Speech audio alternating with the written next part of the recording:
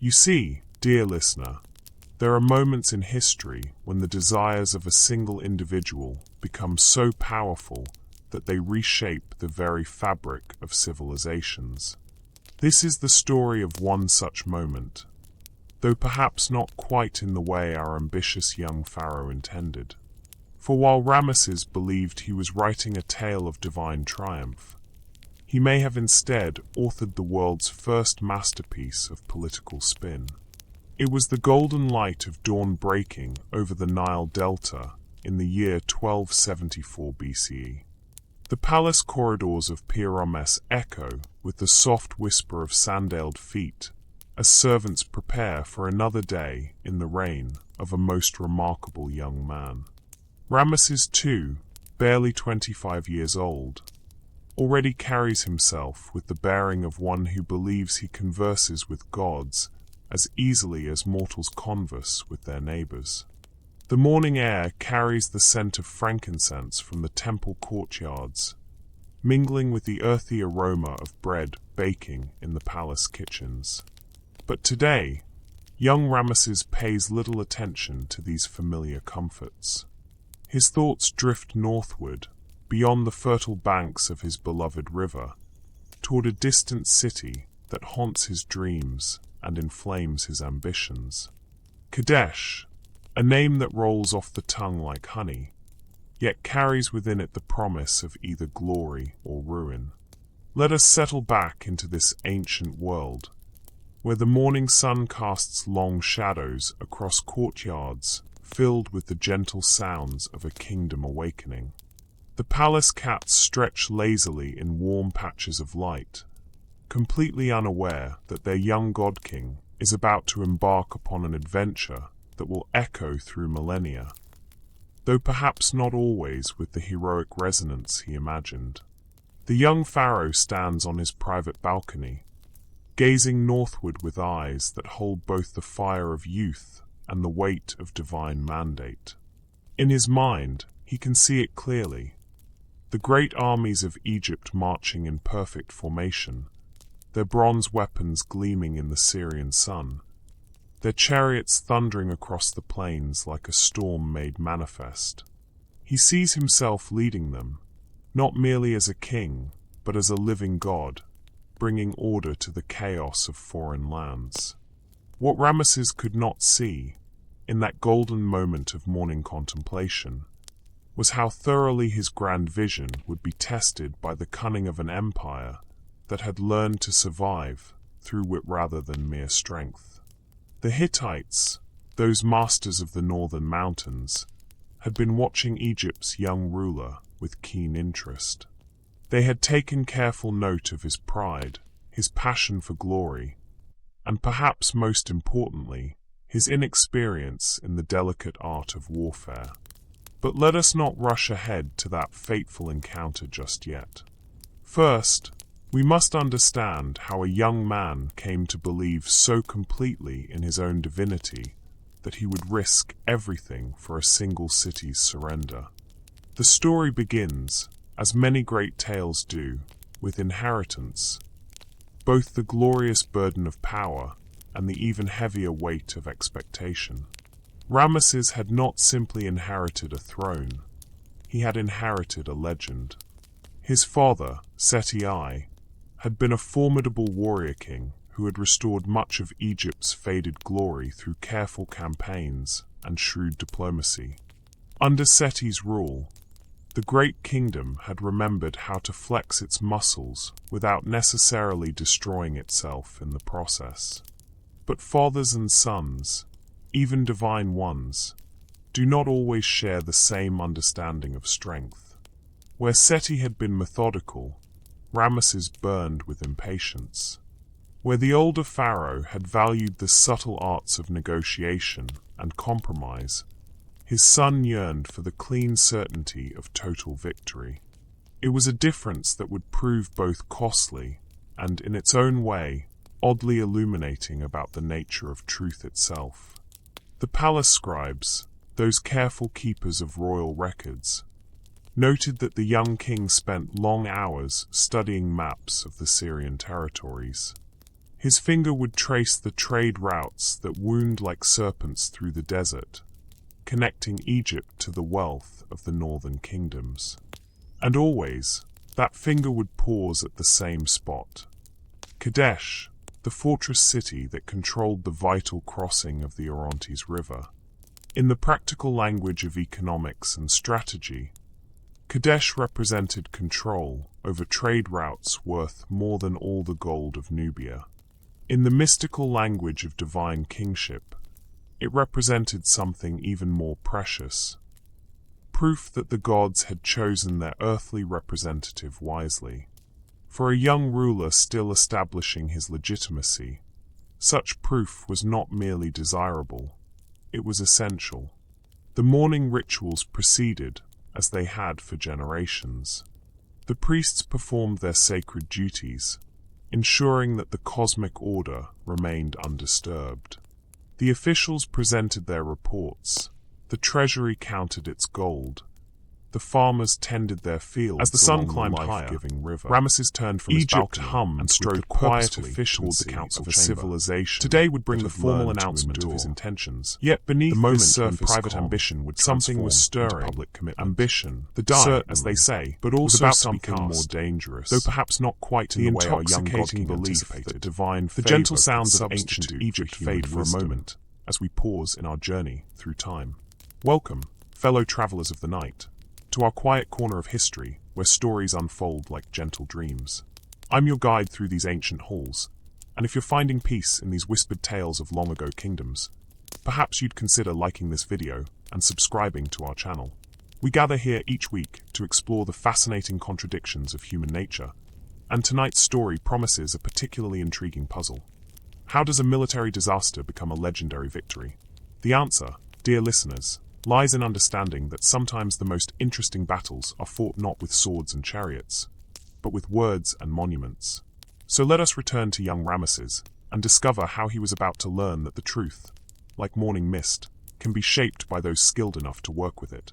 The council chamber filled with the soft rustle of linen robes as Egypt's highest officials took their places around the great cedar table.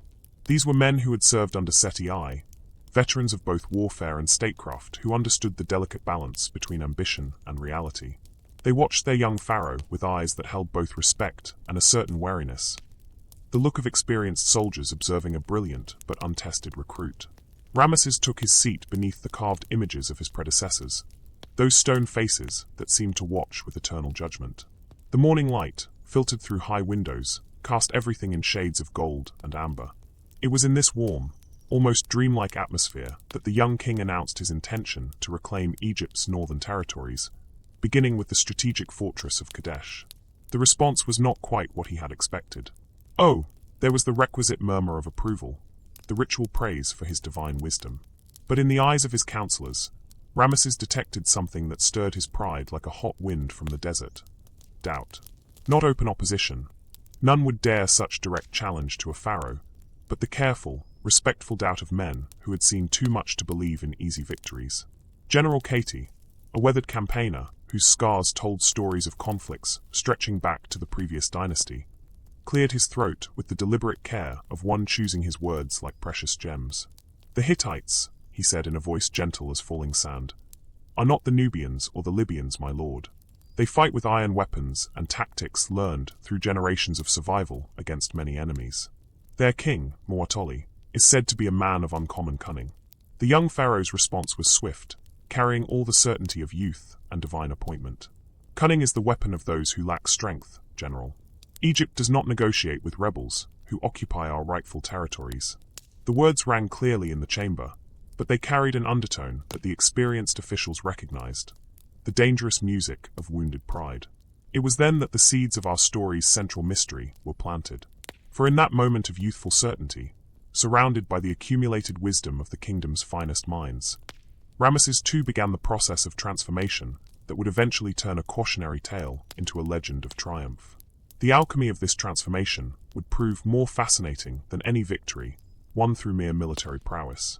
The planning began immediately, with all the methodical precision that had made Egypt great. Scribes calculated supplies, quartermasters arranged provisions, and messengers rode south to summon the armies of Nubia. The great machine of Egyptian warfare, dormant since the peaceful days of Seti's later reign, began to stir with renewed purpose. For great divisions would march north, Ra, Ammonius, Ptah, and Seth, each named for the gods who would surely guide them to victory. Yet even as these preparations unfolded with impressive efficiency, subtle signs suggested that this campaign might prove more complex than its architects imagined.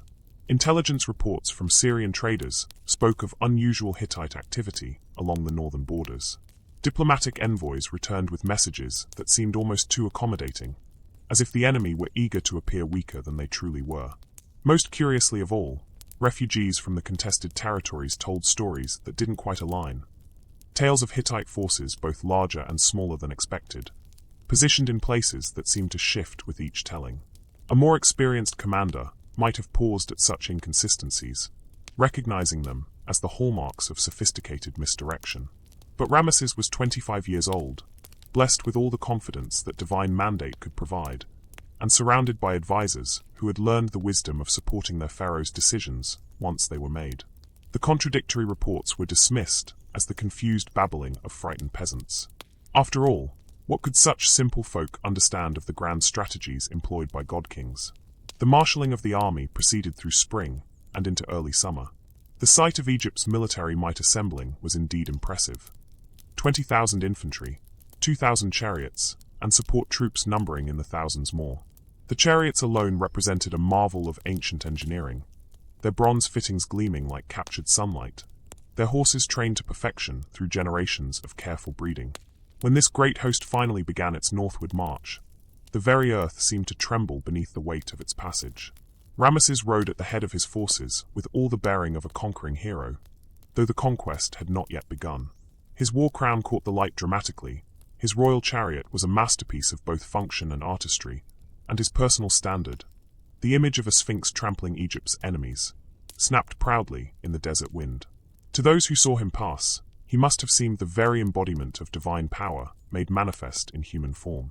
What none of them could see, riding north toward their appointment with destiny, was the careful web of deception that awaited them. For while Egypt marshaled its impressive strength with all the fanfare befitting a great kingdom, the Hittites had been preparing their own surprise. One that would test not only Ramesses' military abilities, but his far more dangerous talent for transforming uncomfortable realities into comfortable myths. The march north took several weeks, following routes that had been traveled by Egyptian armies for generations. The landscape gradually changed from the familiar fertility of the Nile Valley to the harsher beauty of the Syrian desert. Each evening, as the great camp was established with mechanical precision, Ramesses would stand outside his royal pavilion and gaze toward the north, where Kadesh waited like a prize just beyond reach. His thoughts during these quiet moments must have been a fascinating mixture of anticipation and absolute certainty. In his mind, the battle was already won. Indeed, it had been won before the first spear was cast, predetermined by the favor of the gods and the righteousness of Egypt's cause. Such confidence can be a powerful weapon, but it can also prove to be a most effective blindfold.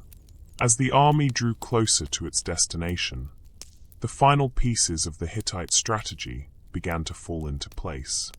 Two Bedouin nomads, appearing to flee from the advance of Muwatalli's forces, allowed themselves to be captured by Egyptian scouts. Under questioning, they provided exactly the information that Ramesses most wanted to hear.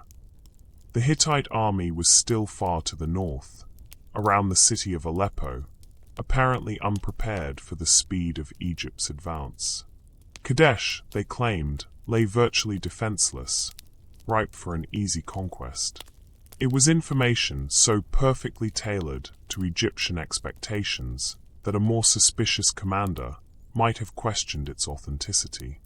But suspicion, like patience, was not among the virtues that burned most brightly in Ramesses' young heart. The reports confirmed what he had believed all along, that divine favor had already delivered victory into his hands. All that remained was the pleasant formality of claiming his prize. The decision was made with characteristic swiftness. Rather than waiting for all 4 divisions to arrive and establish a coordinated assault, Ramesses would press forward immediately with the advance guard. Speed and audacity would serve better than caution and delay. After all, why should a god-king hesitate when the prize lay within easy reach? And so, on a morning that began like any other, with the familiar routines of an army on campaign, Ramesses II rode forward toward Kadesh with barely a quarter of his total force, completely unaware that he was walking into the most carefully prepared trap in the ancient world. The sun climbed steadily in a cloudless sky, the desert air shimmered with heat, and somewhere ahead, hidden from Egyptian eyes, one of the largest armies ever assembled in the ancient Near East waited with the patience of professional soldiers for their moment to strike. The story of what happened next would be told and retold for over 3,000 years, carved into stone, painted onto temple walls, and celebrated in songs that survived the collapse of dynasties. But the version that would survive, polished smooth by endless repetition, would bear only a passing resemblance to the desperate, chaotic reality that was about to unfold. For Ramesses II was about to receive an education in the harsh curriculum of military reality, though he would prove far more talented at revising the lesson plan than learning from it. As the Egyptian advance guard moved deeper into Syrian territory, the landscape began to change in ways both subtle and profound. The desert gave way gradually to rolling hills, dotted with olive groves and small farming settlements. The Orontes River wound through this terrain like a silver thread, its banks lined with the green abundance that marked it as one of the region's great lifelines. It was beautiful country, peaceful in the way that strategic locations often appear just before they become battlefields. Ramesses rode at the head of his column with the easy confidence of one who had never known defeat, largely because he had never truly been tested. The morning sun painted everything in shades of gold and amber, and the air carried the sense of wild thyme and distant cooking fires. To the young pharaoh, it must have seemed that the very land was welcoming its new master with open arms. Behind him, the advance guard of Egypt's finest stretched in a column that spoke of both power and vulnerability. 5,000 infantry marched in perfect formation, their bronze spear points catching the light like a forest of deadly flowers. The chariot corps, Egypt's pride and the terror of the southern kingdoms, numbered in the hundreds, their wheels raising small clouds of dust that hung in the still air. It was an impressive force by most standards, but it represented barely a quarter of Ramesses' total army, the rest still making their way north at the more cautious pace the young king had abandoned in his eagerness for glory. What none of them could see, hidden in the folds of hills that surrounded the ancient city of Kadesh, was the patient watching of eyes that had been waiting for this moment with the careful calculation of professional hunters. King Muwatalli II of the Hittites had not built his empire through reckless courage or divine mandate, but through the infinitely more reliable virtues of patience, planning, and an almost supernatural ability to understand his enemy's weaknesses. The Hittite king was, in almost every way, the opposite of his Egyptian counterpart. Where Ramesses burned with the fire of youth and divine appointment, Muwatalli possessed the cooler flame of experience and hard-won wisdom. Where the pharaoh saw warfare as a stage upon which to display his godlike nature, the Hittite ruler approached it as a craft to be mastered through careful study and endless practice. And where Ramesses believed that divine favor guaranteed victory, Muwatalli had learned that the gods, if they existed at all, seemed to favor those who prepared most thoroughly for their absence.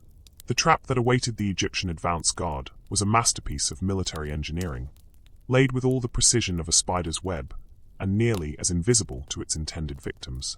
2,500 Hittite chariots, more than Egypt had brought to the entire campaign, lay concealed in the hills around Kadesh, positioned with mathematical precision to strike from multiple directions simultaneously. Supporting them were seasoned infantry drawn from across the Hittite Empire and its allied kingdoms, warriors who had learned their trade in the unforgiving school of Anatolian warfare. But the true genius of Muwatalli's plan lay not in its military components, impressive though they were, but in its psychological foundation. The Hittite king had studied his young opponent with the thoroughness of a scholar examining an ancient text. He understood that Ramesses' greatest strength, his absolute confidence in his own divinity, was also his most exploitable weakness. A man who believes himself chosen by the gods is remarkably susceptible to information that confirms this belief, particularly when it comes disguised as intelligence from the enemy. The two Bedouin refugees, who had provided such convenient information about Hittite troop dispositions were, of course, no refugees at all, but carefully trained agents who had spent months preparing for their role. Their story, that Mu'attali's army remained far to the north, still gathering forces around Aleppo, was crafted with subtle artistry. It contained just enough verifiable details to seem credible, just enough apparent reluctance to seem genuine, and just enough confirmation of Egyptian expectations to seem obviously true. As the Egyptian column approached the environs of Kadesh, these psychological preparations began to bear their intended fruit. Ramesses pushed his forces forward with increasing confidence, convinced that speed and audacity would deliver an easy victory before the main Hittite force could respond. The very landscape seemed to support this optimism, for the countryside appeared largely empty of military activity. Farmers worked their fields with apparent unconcern, merchants traveled the roads with their usual loads, and the city of Kadesh itself showed no signs of particular alarm or preparation. What the Egyptians could not see was the careful choreography that created this illusion of normalcy. The farmers in the fields were often Hittite soldiers in disguise, their presence serving both as intelligence gatherers and as subtle misdirection. The merchants on the roads carried messages between hidden units rather than trade goods.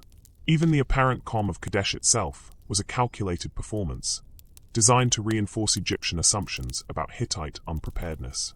The Egyptian advance guard established their camp in a position that seemed tactically sound, close enough to Kadesh to begin siege operations, but far enough from the city to avoid any desperate sorties by its defenders. The location offered good fields of fire for the archers, adequate water from the nearby Orontes, and clear sight lines in all directions. By every conventional measure of military wisdom, it was an excellent choice. The only problem was that conventional wisdom had not anticipated the level of deception they were facing. As the Egyptian camp took shape with the practiced efficiency of veteran campaigners, Ramesses allowed himself a moment of quiet satisfaction. Everything was proceeding exactly as he had envisioned. The gods had clearly smiled upon his enterprise, delivering his enemy into confusion and his objective into easy reach. Tomorrow would bring the assault on Kadesh, the inevitable victory, and the first great triumph of what promised to be a legendary reign.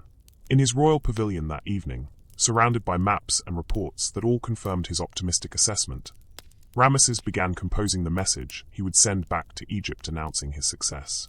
The scribes would need time to prepare their dispatches, and the temples would require advance notice to organize the appropriate celebrations. It was pleasant work, this planning of victory festivities, made all the more enjoyable by the certainty that it was not merely wishful thinking, but practical preparation.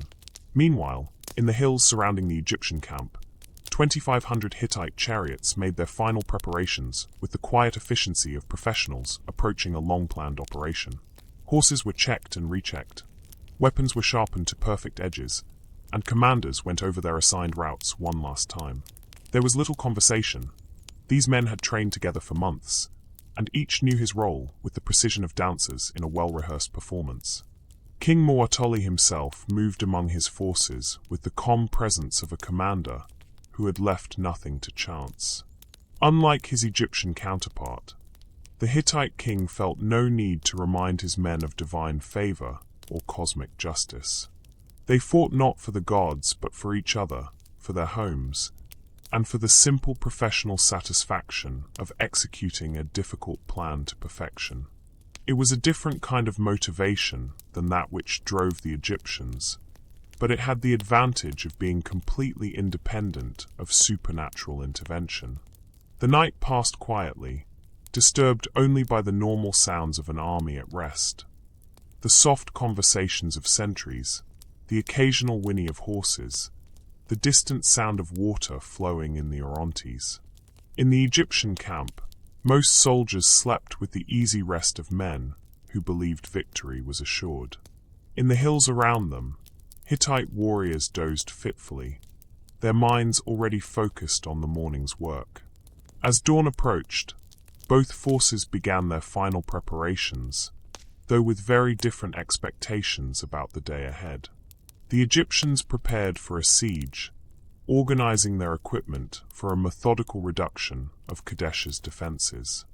The Hittites prepared for a battle, checking weapons, and reviewing signals one last time. The difference in these preparations would prove more significant than anyone imagined.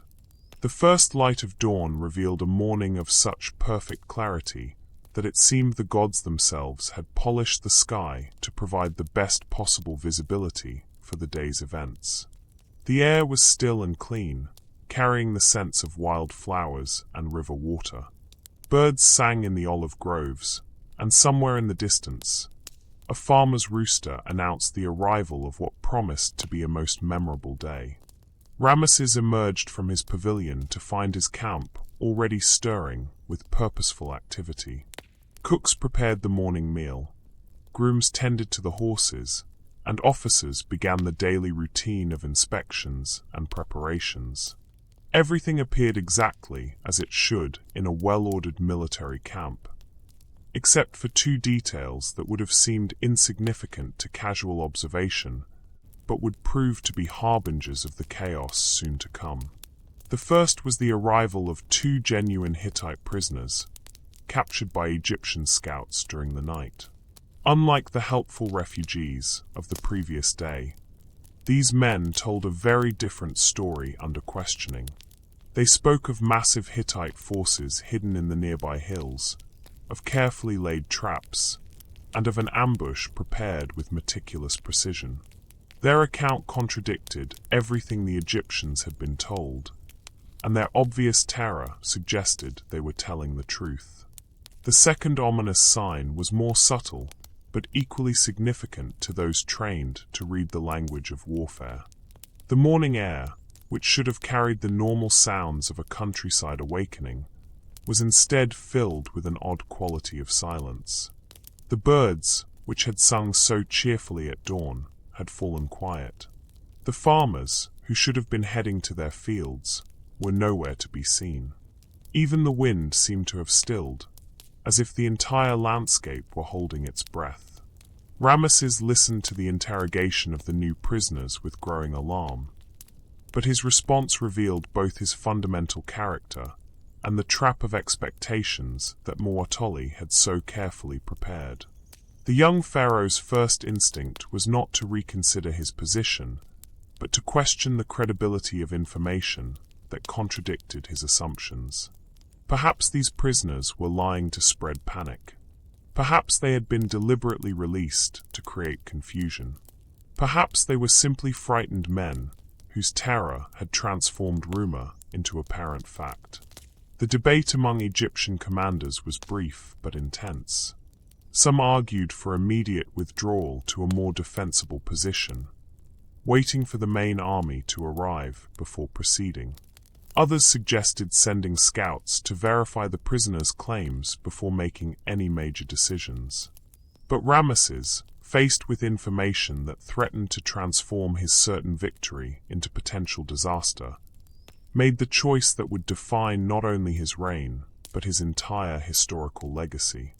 He chose to disbelieve the inconvenient truth and proceed with his original plan, convinced that divine favor would protect him from whatever deceptions his enemies might attempt.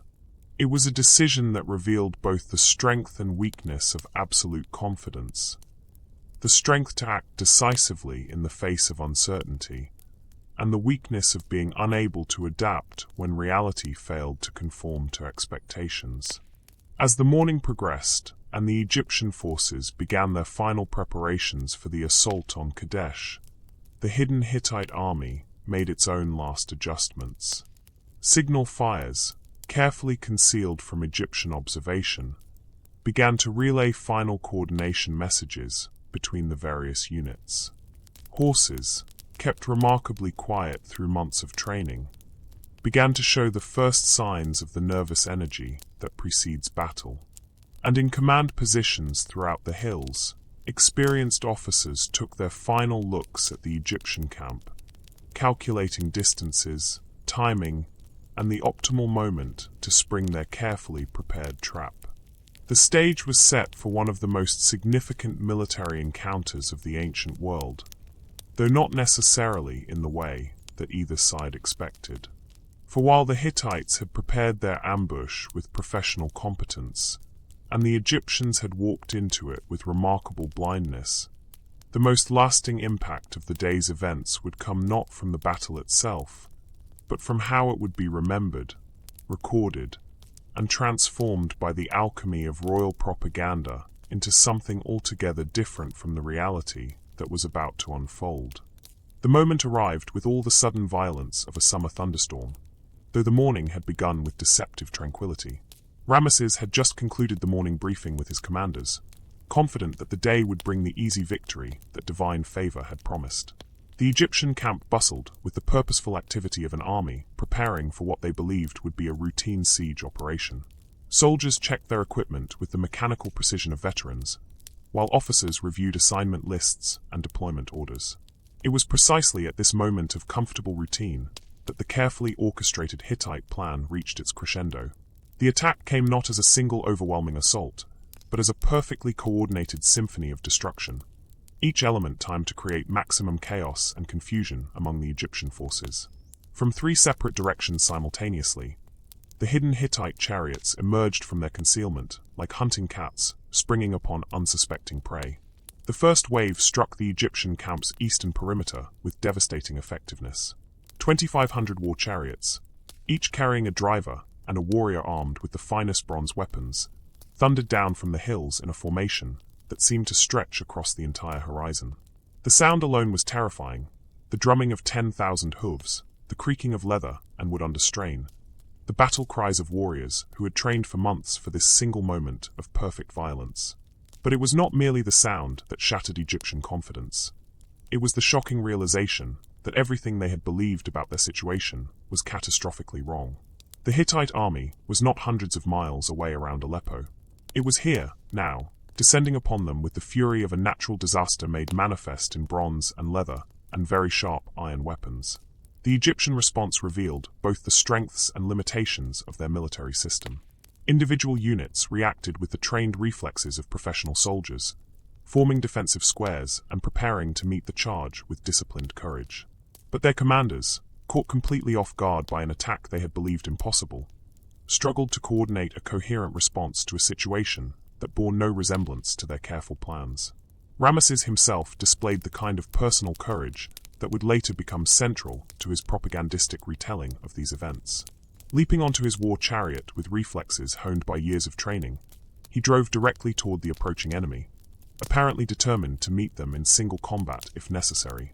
It was the kind of gesture that looks magnificent in temple carvings and sounds heroic in victory songs, though its tactical value in the face of 2,500 enemy chariots was somewhat limited. The collision between the two forces created a chaos that defied easy description. Chariots crashed into each other with impacts that could be heard miles away. Horses screamed and reared, their trained discipline overcome by the primal terror of battle. Warriors who had spent years perfecting their individual skills suddenly found themselves in a melee where survival depended less on technique than on luck, reflexes, and the random geometry of collision and confusion. Through this maelstrom of violence, individual acts of heroism and cowardice played out in rapid succession, though few witnesses survived to record them with accuracy. Egyptian charioteers displayed the skilled horsemanship that had made them legendary throughout the ancient world, wheeling and striking with precision, even in the midst of overwhelming chaos. Hittite warriors demonstrated the iron discipline that had built their empire, maintaining formation and coordination, even while engaged in the most desperate kind of close combat. But perhaps the most significant aspect of the battle was not what happened during the fighting itself, but what was already beginning to happen in the minds of those who would survive to tell its story. For even as the violence raged around them, the seeds of legend were being planted, not in the objective reality of who struck whom and when, but in the subjective experience of men fighting for their lives in circumstances that seemed to demand supernatural explanation. Ramesses, driving his chariot through the midst of combat with the kind of reckless courage that could be interpreted either as divine inspiration or youthful foolishness, began to accumulate the raw material from which myths are made. Arrows that missed him by inches became evidence of divine protection. Enemy warriors who fell before his weapons became proof of his supernatural prowess. Most importantly, his survival in circumstances where many brave men perished became the foundation stone upon which an entirely different version of reality would eventually be constructed. The battle raged for hours with an intensity that left both sides exhausted and bloodied. Neither the Hittite ambush nor the Egyptian response had proceeded exactly according to plan. For warfare has a way of reducing even the most careful preparations to improvisation and survival instinct. What had begun as a precisely orchestrated trap evolved into the kind of grinding, brutal engagement where victory belonged not to the most clever, but to the most persistent. As the afternoon sun climbed toward its zenith, casting harsh shadows across a battlefield littered with broken chariots and fallen warriors, both sides began to recognize that the day's outcome would be decided not by any single dramatic moment, but by the accumulated weight of endurance and will. The Hittites had achieved their initial objective of surprising and disrupting the Egyptian advance, but they had not managed to destroy Ramesses' force entirely. The Egyptians had survived the shock of ambush and were fighting with the desperate courage of men who understood that defeat might mean not just military failure, but personal extinction. It was during this crucial phase of the battle that the arrival of Egyptian reinforcements began to shift the tactical balance. The division of Ptah, following the same route that had brought Ramesses into the trap, encountered the rear elements of the Hittite force at precisely the moment when both sides were approaching exhaustion. Fresh troops entering a battle between weary opponents often proved decisive, and the Egyptian reinforcements struck with all the enthusiasm of soldiers who believed they were rescuing their god-king from certain doom. The psychological impact of this development proved as significant as its tactical effect.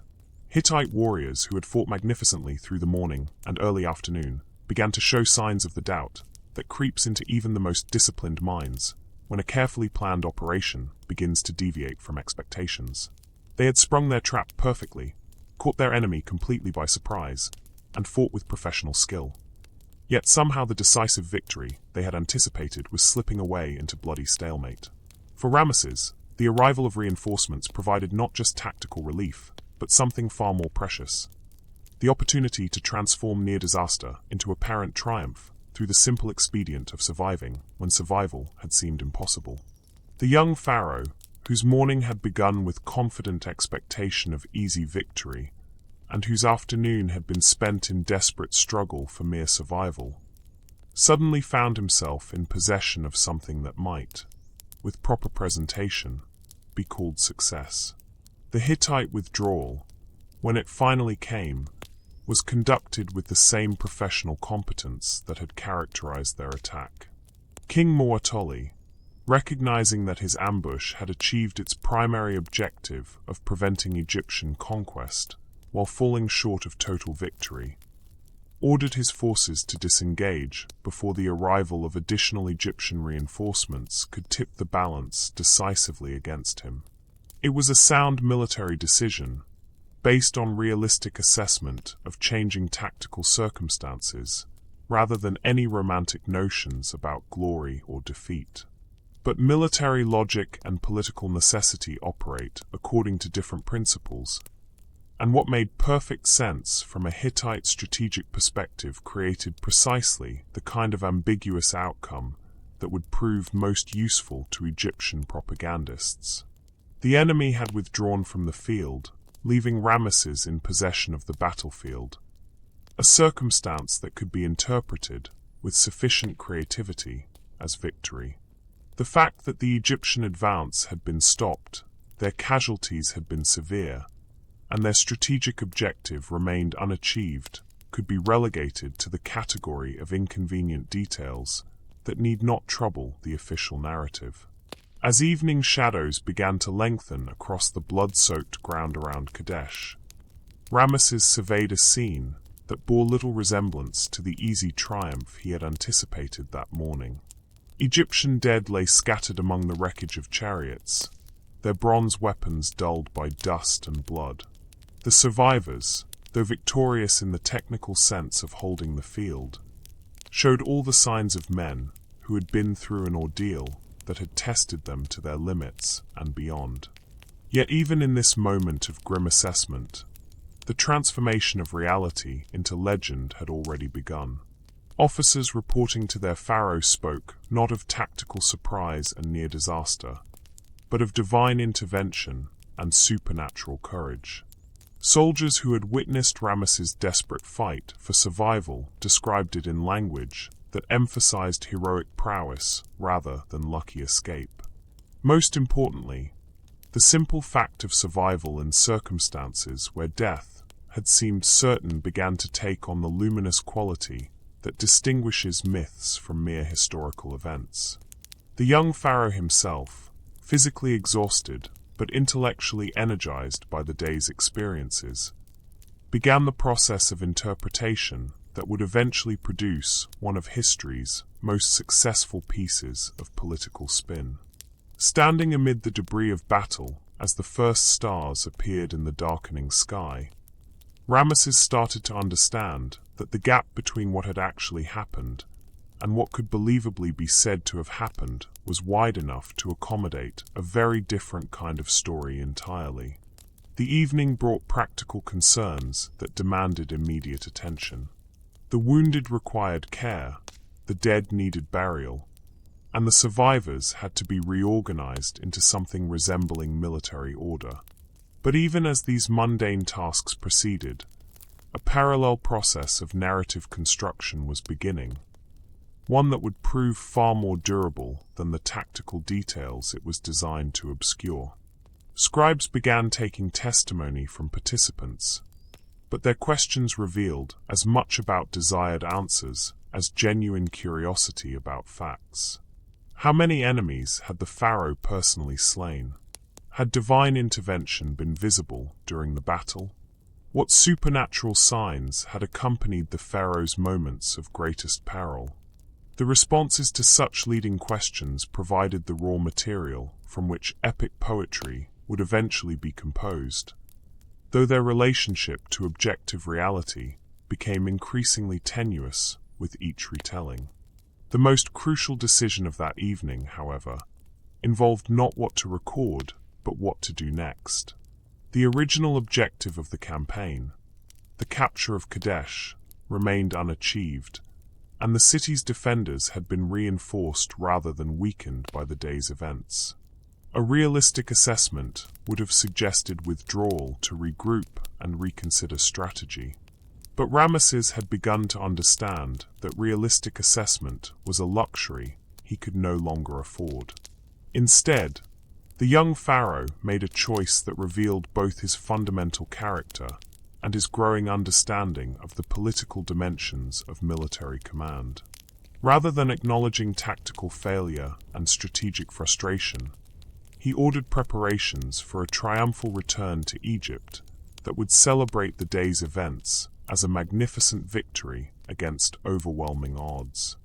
The Battle of Kadesh, which had begun as an attempt to expand Egyptian territory, was thus transformed into something far more valuable, a demonstration of divine favor that would legitimize his reign for decades to come. The transformation was not immediate or complete. Many participants in the battle retained clear memories of what had actually transpired, and some were undoubtedly troubled by the growing divergence between their experiences and the official account. But memory is a surprisingly malleable substance, particularly when subjected to the sustained pressure of royal authority and social expectation. Men who had lived through desperate moments began to remember them as heroic ones. Tactical confusion became divine inspiration. Most importantly, survival itself became proof of supernatural intervention rather than evidence of enemy restraint and lucky timing. As the Egyptian army prepared for its homeward journey, carrying with it the seeds of a legend that would outlast the civilization that created it, the citizens of Kadesh emerged from their city to survey the aftermath of battle. For them, the day's events had a different meaning entirely. Their walls remained intact, their independence preserved, and their Hittite allies had demonstrated both loyalty and competence. It had been, from their perspective, a most satisfactory outcome, though one that would receive no mention in the epic poems and temple inscriptions that would celebrate this day for millennia to come. King Muwatalli, reviewing the tactical and strategic results of his carefully planned ambush, had reason for both satisfaction and concern. His forces had performed magnificently, his intelligence network had functioned perfectly, and his strategic objective of preventing Egyptian expansion had been achieved. But he had failed to destroy Ramesses' army entirely. and the inconclusive nature of the battle's outcome virtually guaranteed that the conflict would continue in some form. Moreover, he was beginning to understand that the Egyptians possessed a weapon against which Hittite military prowess offered little protection: the ability to transform defeats into victories through the simple expedient of controlling how events were remembered. The stage was thus set for the final act of our drama, though it would be performed not on the battlefield where brave men had fought and died, but in the temples and palaces where scribes would compose the official version of events. The Battle of Kadesh was over, but the war for its meaning had only just begun. And in that war, Ramses II would prove himself a master strategist whose skills far exceeded anything he had demonstrated in actual combat. The journey back to Egypt unfolded like a masterclass in the ancient art of narrative transformation, though none of the participants would have recognized it in such terms. As the Egyptian column wound its way southward through the familiar landscapes of Syria and Palestine, carrying its wounded and its memories, a parallel process of creative interpretation was taking place that would prove far more consequential than the military events it was designed to commemorate.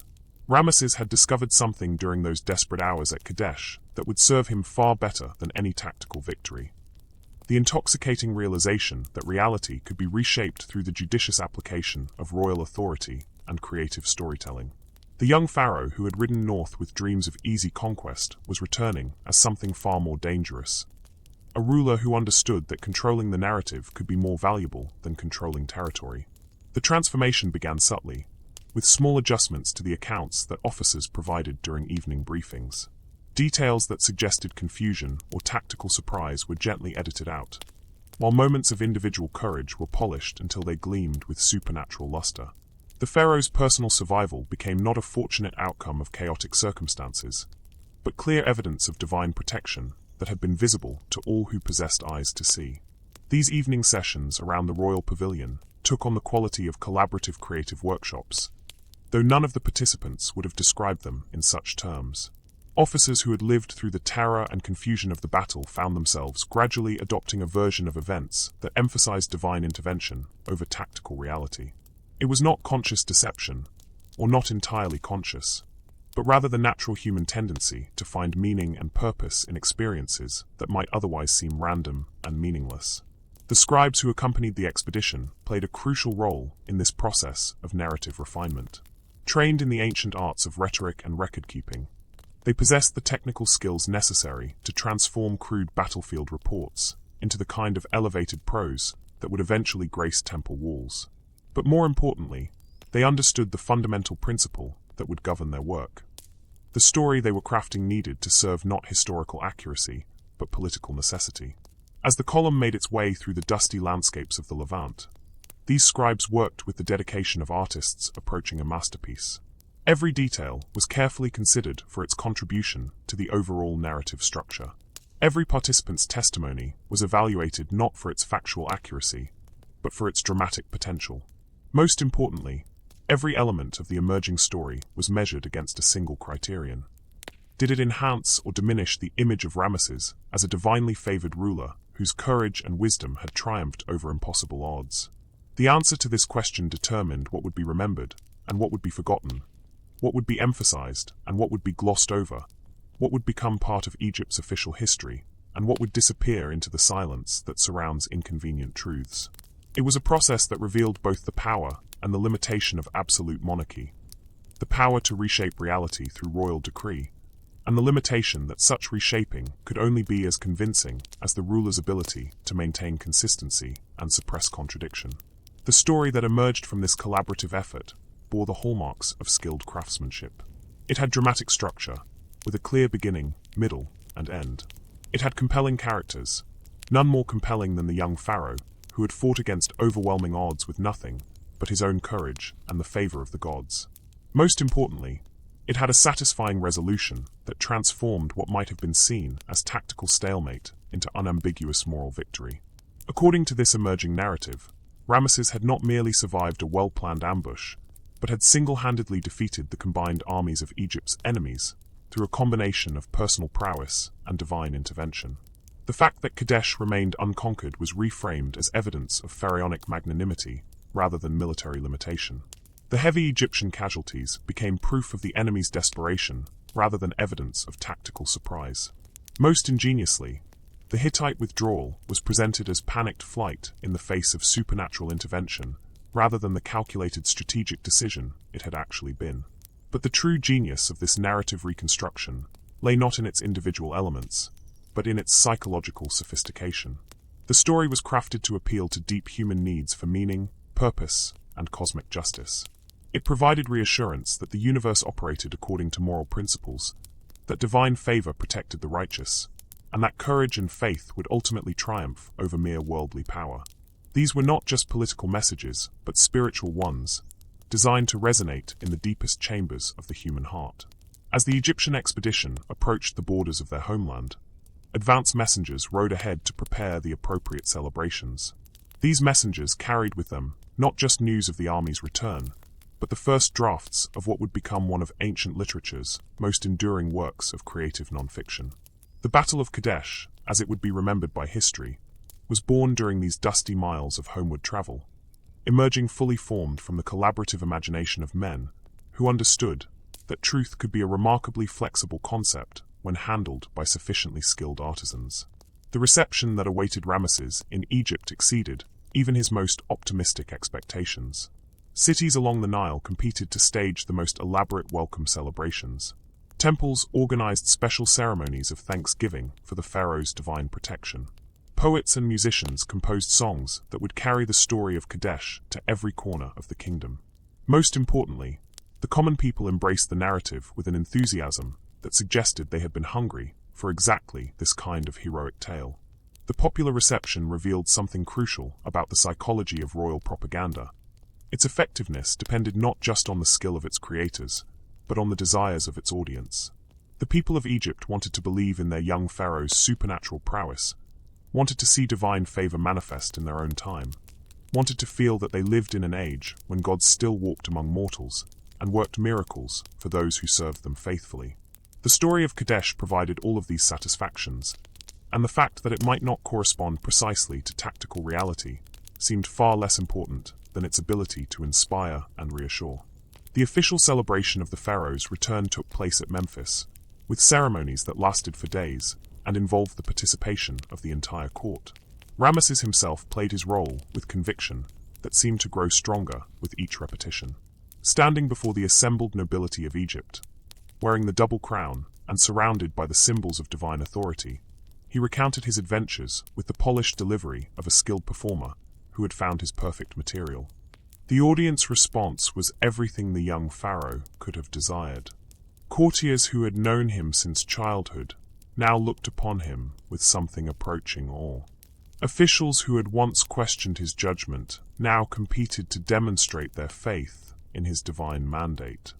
Most importantly, the story of Kadesh became not just a tale of military adventure, but a foundational myth that would define the rest of his reign. But perhaps the most significant moment in this elaborate performance came when Ramesses announced his intention to commemorate the victory through permanent monuments that would ensure its remembrance for all time. The temples of Egypt would be decorated with detailed accounts of the battle, carved in stone that would outlast the kingdoms of his enemies. Poems celebrating his courage would be inscribed on obelisks and temple walls. Most ambitiously, a great temple complex would be built at Abu Simbel, its very existence serving as testimony to the divine favor that had protected him at Kadesh. These monuments would prove to be Ramesses' master stroke, for they transformed a temporary political narrative into permanent historical record. Future generations, reading the heroic accounts carved in stone, would have no reason to question their accuracy. The temples themselves would become evidence for the truth of the stories they told, creating a self-reinforcing cycle of belief that would persist long after everyone who had actually participated in the battle was dead. The process of monument construction began immediately, with teams of skilled craftsmen working to translate the verbal accounts of Kadesh into visual form. The resulting artistic works displayed the same creative flexibility that had characterized the narrative itself. Scenes that might have depicted tactical confusion were instead rendered as moments of heroic clarity. Images that could have shown Egyptian vulnerability instead emphasized pharaonic power. Most tellingly, the proportions of the various elements were adjusted to support the official interpretation. Ramesses was depicted as literally larger than life, while his enemies appeared small and defeated. The artistic representation of the battle revealed the same psychological sophistication that had characterized its literary treatment. The temple carvings were designed not just to inform viewers about historical events, but to inspire specific emotional responses. The sight of their pharaoh depicted in such heroic terms was meant to fill Egyptian viewers with pride and confidence, while potential enemies were supposed to be intimidated by this display of supernatural power. The monuments thus served multiple functions simultaneously: historical record, political propaganda, religious instruction, and artistic achievement.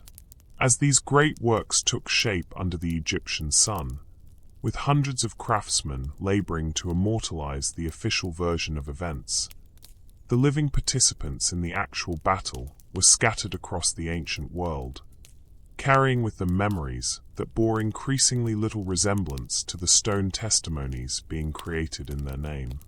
Some undoubtedly felt troubled by the growing divergence between their experiences and the official account, but the pressure to conform to royal interpretation was overwhelming. Who were they, after all, to contradict the testimony of the gods themselves? The few who might have been tempted to challenge the official narrative faced a practical problem that has confronted inconvenient witnesses throughout history: the difficulty of competing with a well-funded, professionally managed propaganda campaign that had the support of the state's entire religious and cultural apparatus. Individual memories, however accurate, could not hope to prevail against the combined weight of royal authority, priestly endorsement, and artistic magnificence. By the time the great monuments were complete, the transformation was total. The Battle of Kadesh had become not just a military encounter, but a cosmic event, a moment when the divine order had manifested itself through the courage and righteousness of Egypt's god-king.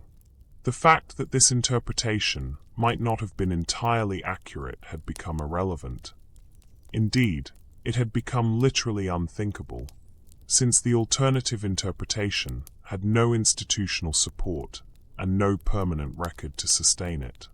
Ramesses himself, observing the completion of these magnificent testimonies to his own heroism, might have experienced a moment of quiet satisfaction at the realization that he had accomplished something far more significant than the conquest of a Syrian fortress. He had conquered something far more valuable and far more durable: the historical record itself.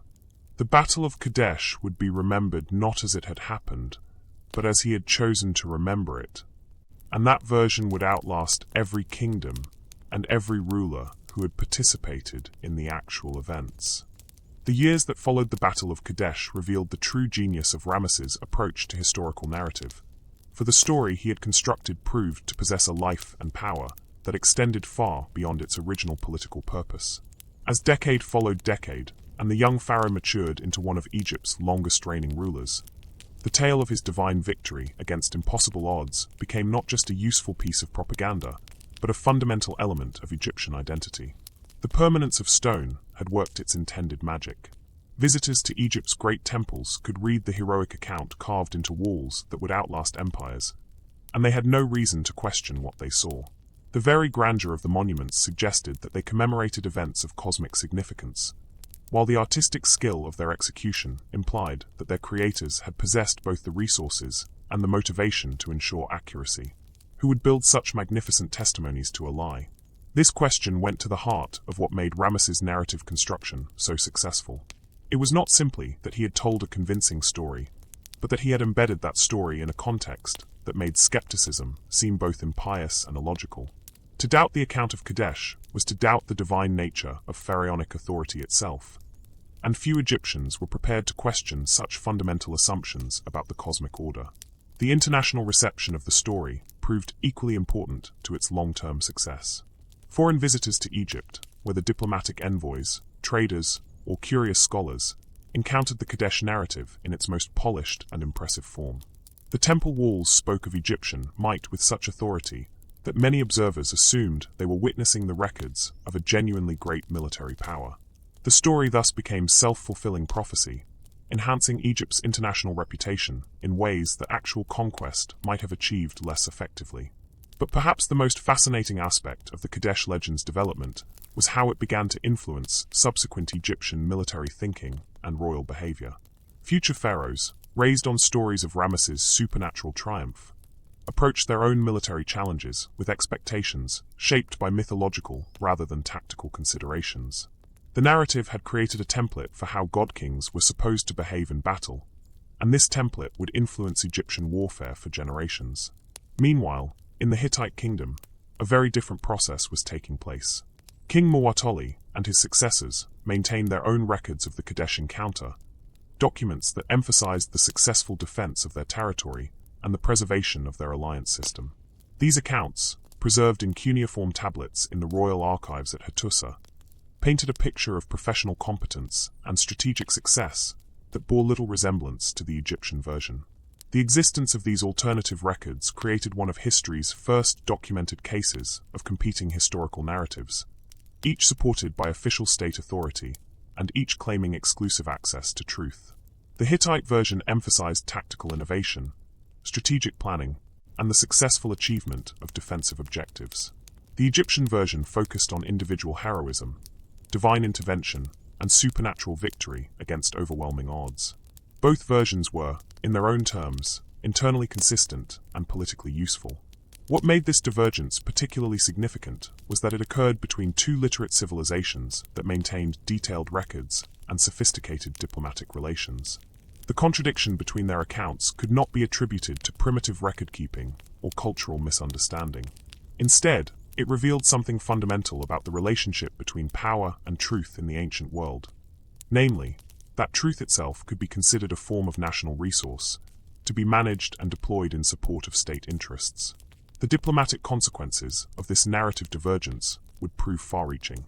As both kingdoms continued to exist and interact, their conflicting accounts of Kadesh created a permanent source of tension that influenced negotiations for decades. Each side's interpretation of the battle shaped their expectations about future relations, their assessment of their opponent's capabilities, and their understanding of what constituted reasonable diplomatic demands. It was this diplomatic tension that eventually led to one of the ancient world's most remarkable documents. The Egyptian-Hittite peace treaty of 1259 BCE, negotiated 15 years after the Battle of Kadesh. The treaty represented not just an end to hostilities, but a tacit agreement to disagree about the meaning of their earlier encounter. Each kingdom would maintain its own version of events, while acknowledging the practical need for peaceful coexistence. The treaty negotiations themselves revealed the lasting impact of the narrative battle that had followed the military one.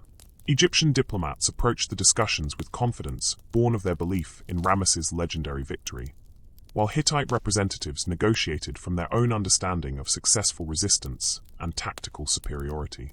The resulting agreement satisfied both sides partly because each interpreted it through the lens of their preferred historical narrative.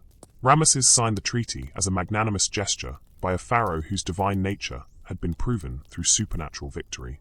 The Hittite king signed it as a practical acknowledgement that his strategic objectives had been achieved and that continued conflict served no useful purpose. Both interpretations were politically viable within their respective kingdoms, and both contributed to the treaty's remarkable longevity. It would remain in effect for the rest of both rulers' reigns. The treaty's most fascinating clause dealt explicitly with the question of historical interpretation. Both kingdoms agreed to cease hostile propaganda against each other, effectively acknowledging that their conflicting narratives had become obstacles to peaceful relations. It was perhaps history's first formal recognition that competing versions of truth could coexist within the framework of international law, provided that all parties agreed to focus on future cooperation rather than past grievances. This diplomatic innovation would prove prophetic, establishing a precedent for how modern nations might handle conflicting historical interpretations while maintaining practical relationships.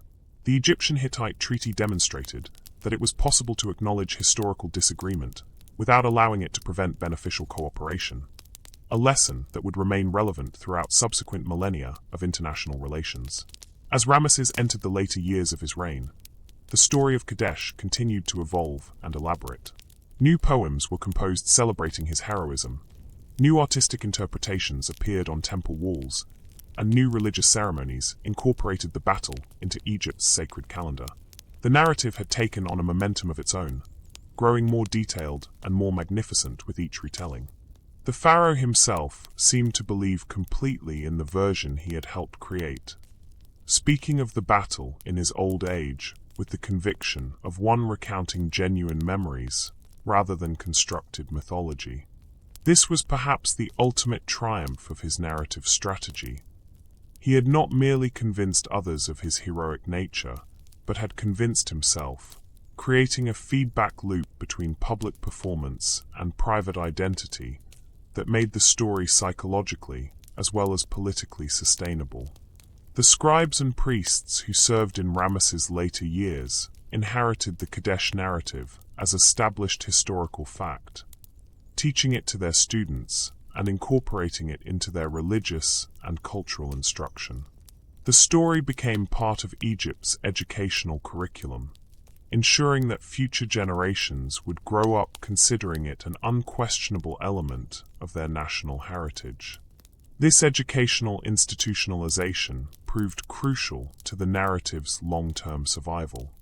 Even after Ramesses' death and the eventual decline of his dynasty, the story of Kadesh remained embedded in Egyptian cultural memory. It survived the conquest of Egypt by foreign powers, the rise and fall of new dynasties, and even the eventual conversion of the population to new religions. The story had achieved what its creators had most desired: true immortality.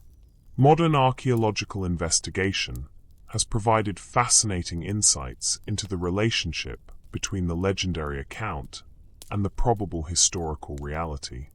Excavations at Kadesh have revealed evidence of the battle, including weapons, chariot parts, and other military debris that confirms a major engagement took place at approximately the time claimed by Egyptian sources.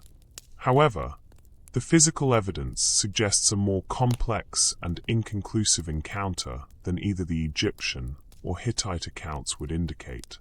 The archaeological record reveals signs of extensive damage to the city's defenses, suggesting that the battle was indeed fierce and prolonged. But it also shows evidence of rapid reconstruction and continued habitation, indicating that Kadesh remained under Hittite control after the engagement.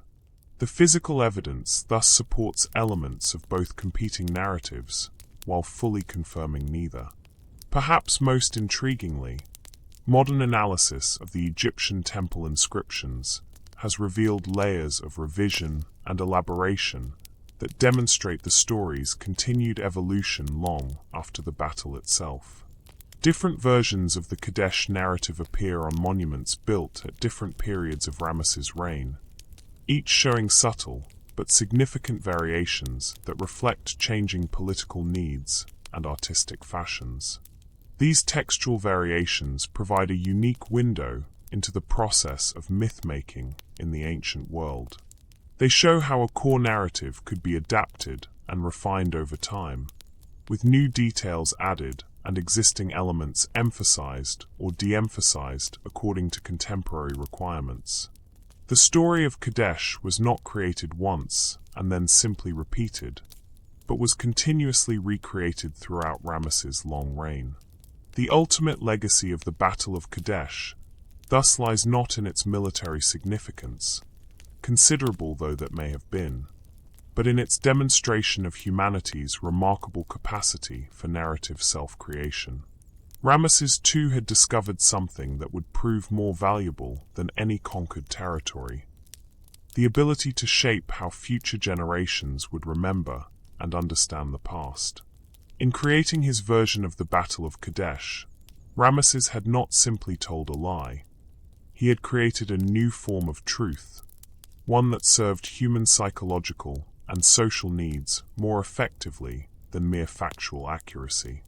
His story provided meaning, inspiration, and identity in ways that a straightforward military report never could. It was, in its own way, a genuine work of art, as deserving of admiration for its creativity and effectiveness as any poem or sculpture. The question that began our journey, whether Ramesses really won the Battle of Kadesh, or whether the whole story represented history's first recorded political cover-up, proves to be less important than the question it illuminates. What do we mean when we speak of truth, and how do the stories we tell about ourselves shape the reality we create? Ramesses II may not have conquered Kadesh, but he conquered something far more durable, the human imagination. And in that conquest, perhaps, lay the most genuine victory of all. As we close this ancient tale and return to our own time, we might reflect on how little has changed in humanity's relationship with narrative truth. We still struggle to balance factual accuracy with meaningful interpretation, still debate the relationship between individual memory and collective history, still wonder whether the stories that inspire us matter more than the events that actually occurred. Ramesses II, sleeping now in his tomb for over 3 millennia, might recognize something familiar in our modern debates about truth and power, memory and myth, victory and defeat. The Battle of Kadesh reminds us that history is not simply what happened, but what we choose to remember about what happened. And in that choice, perhaps, lies both the greatest danger and the greatest opportunity of human consciousness. The ability to create meaning from chaos, purpose from confusion, and hope from even the most desperate circumstances. Whether we call this wisdom or self-deception may depend less on the objective truth than on our willingness to acknowledge the creative power we all possess to shape the stories by which we live.